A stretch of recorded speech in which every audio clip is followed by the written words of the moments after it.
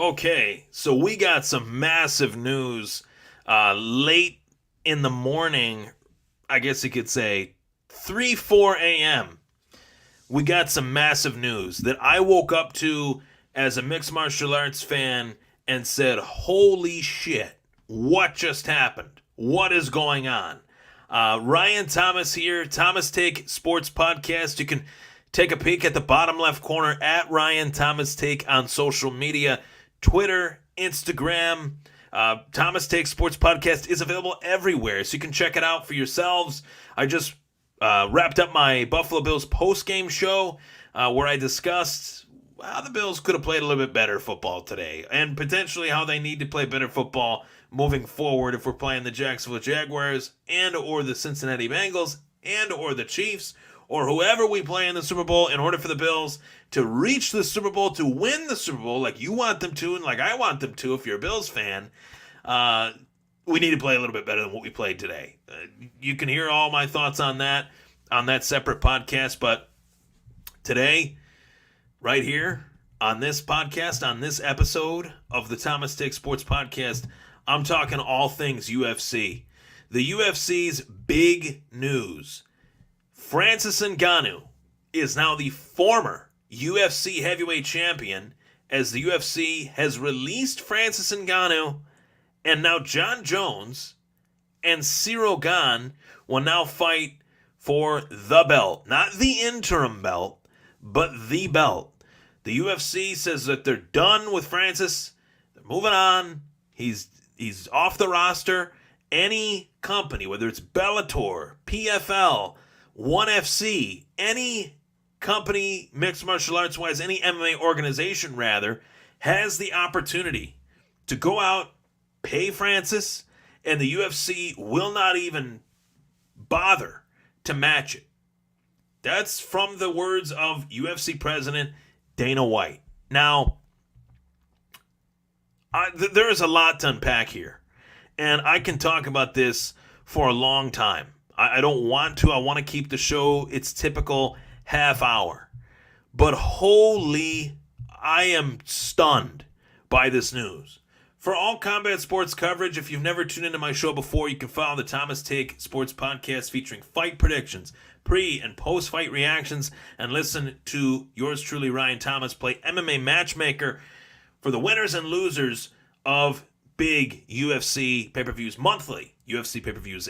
Every month, the UFC's got a nice pay-per-view that I like to recap, give previews to, recap, all that stuff. So letting you guys know that not only will you hear me react to breaking news storylines like this, but you'll hear me discuss fights and how I see them going down, and once they do go down, who I think fighters should fight.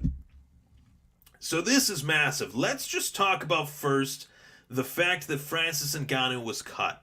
Now, I've followed this story closely, and I had our very own guest on that's a good buddy of mine.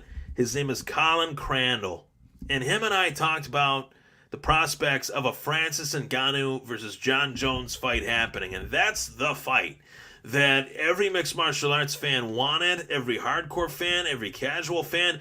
We all wanted that fight because it's a hell of a fight. Francis Ngannou is a monster. Jon Jones is one of the greatest, if not the greatest of all time.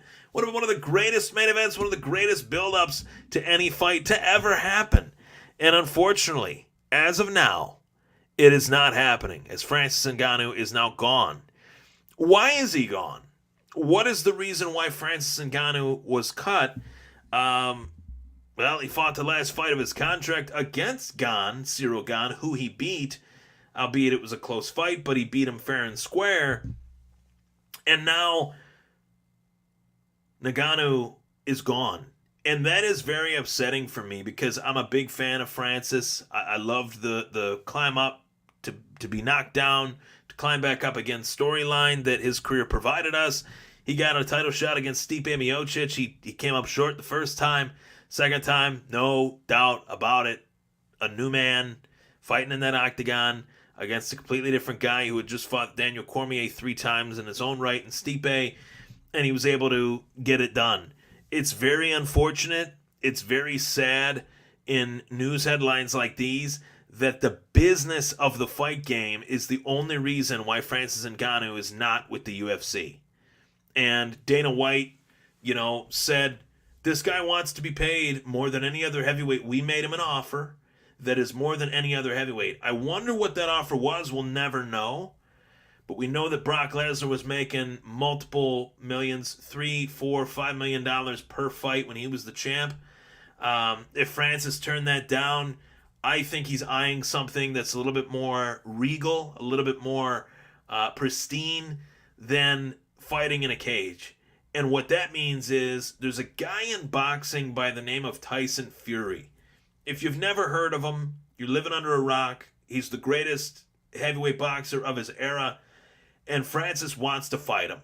That's the fight that he wants. I'm fully convinced that the only reason why Francis is not fighting Jon Jones is he felt like the UFC wasn't going to pay him enough money to do that, where Francis would be at risk to lose his belt, albeit against a guy that hasn't fought in over 1,000 days.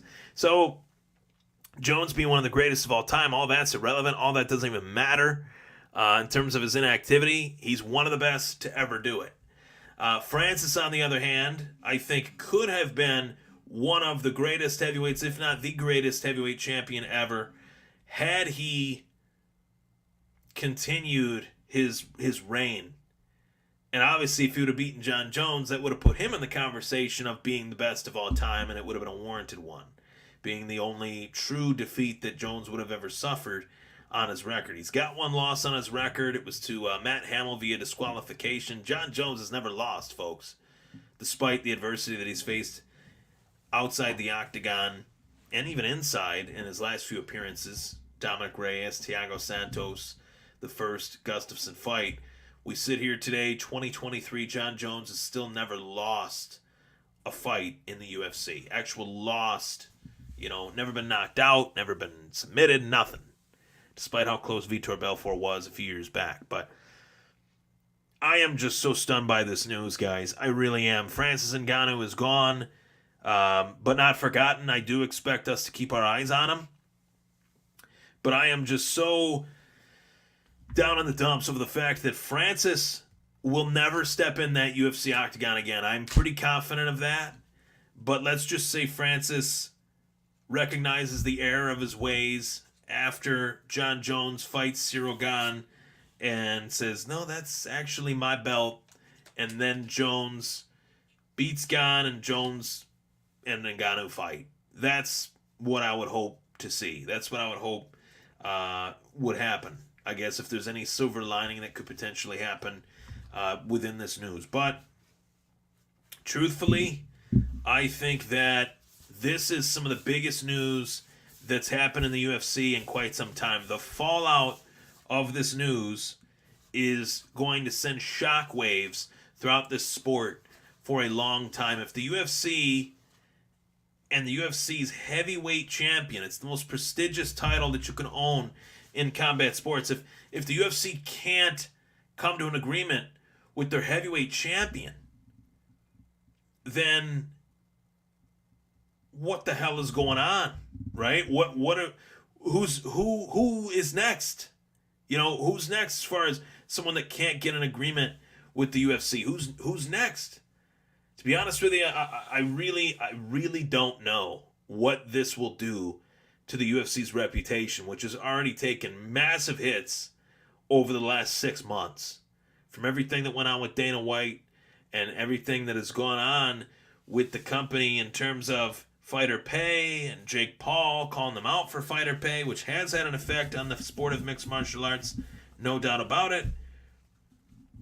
You wonder, what will this do? If Francis Ngannou couldn't get the money that he wanted, whoever gives it to him will look very good. Whoever Francis signs on the bottom line with, whether it's Bellator, whether it's a fight with Tyson Fury, those people in charge will look very good, and it'll make the UFC look very bad. Now, there's that take. Then there's another take on top of that. Francis Ngannou just walked away from the biggest fight that the mixed martial arts world has ever known. Francis Ngannou said, "You're not paying me enough. I don't care about the fight. You're still not paying me enough. I'm walking away from it." So there's that end of it too. It's unbelievable. What's more unbelievable about this whole news is that Jon Jones will be gifted, I say in capital letters, gifted a heavyweight title shot without ever fighting at heavyweight. He's never fought at heavyweight. Granted, 5 years ago, I'm sitting here smiling, cheek to cheek, when I hear the news that the UFC is giving George St. Pierre a UFC middleweight title shot against Michael Bisping. But when you look at George St. Pierre, Jon Jones, we'll just say for the sake of my hands, George St. Pierre, Jon Jones, in terms of what they've done for the sport of mixed martial arts, night and day difference. Night and day. George St. Pierre has been a fantastic ambassador for mixed martial arts. Jon Jones, do I even have to say anything else other than Jon Jones after saying that? What has Jon Jones done to make himself look good, let alone make the sport look good while representing it? And yet he gets a UFC title shot in his first heavyweight fight. It's nuts. It's insane. I can't believe it. I think it's egregious, to be honest. We understand if it was Ngannou versus Jones, because Ngannou needed Jon Jones to fight to build his name. Jones needed Ngannou to fight and to build his name back into the eyes of, you know, the people that thought that he was done. You know, that fight had a buzz. Jon Jones versus Cyril Gane really doesn't do it for me as a fight fan. I'm not thinking, wow, that's a great fight. Will it be an entertaining fight? Of course. But is that one that pre-fight buys are going to be trickling in on ESPN Plus? People will be downloading ESPN Plus to go out and get that pay-per-view? No. People want to see Jon Jones, but they want to see Jon Jones fight someone that can potentially beat him.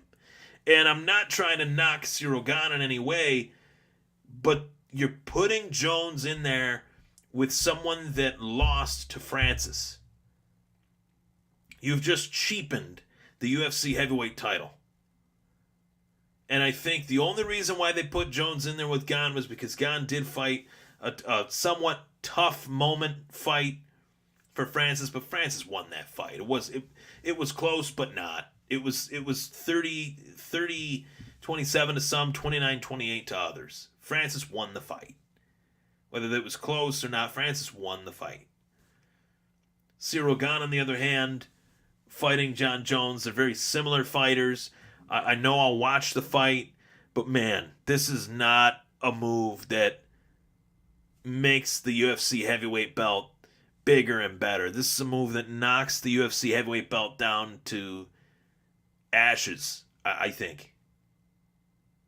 I'm very critical of this because obviously the heavyweight division is the heavyweight division, whether it's mixed martial arts or boxing. It's a prestigious title. The world heavyweight champion, baddest man on the planet. Give you a fight pick. I think Jon Jones is going to beat Cyril Gane. If he doesn't, it's one of the biggest upsets in mixed martial arts history. Because Gane will be coming off of a win against Tui Taivasa. But really? This is what we're rolling with? Jones versus Gane.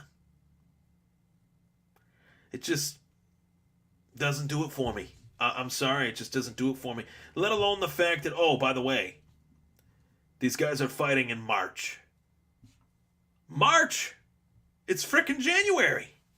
It's less than 2 months. Less than 2 months away. These guys will fight. I don't understand it. I think that this is a terrible move that cheapens the UFC heavyweight title, and it's unfortunate because I don't want to say like, oh, the UFC was wrong for letting Ngannou go, and I don't want to say that Ngannou is wrong for not allowing this fight to materialize. I think they're both wrong. I honestly, if I could point the finger at one or the other, I wouldn't. I'd say they're both wrong. Horrible. Absolutely horrible. And I think that the UFC is going to regret this. I really do. I think the UFC will regret it in terms of their image. The image is already floating over their head that they don't pay fighters. They wouldn't pay their most dominant fighter in the heavyweight division, Francis Ngannou, the guy that they should be propping up, and instead they kicked him down. And the response from Dana White was ridiculous. It was essentially, and I'm paraphrasing, but it seemed like he wanted to take the stance that Francis was too scared to fight Jon Jones. That's ridiculous. That doesn't make any sense. Alrighty, with that, I'm out.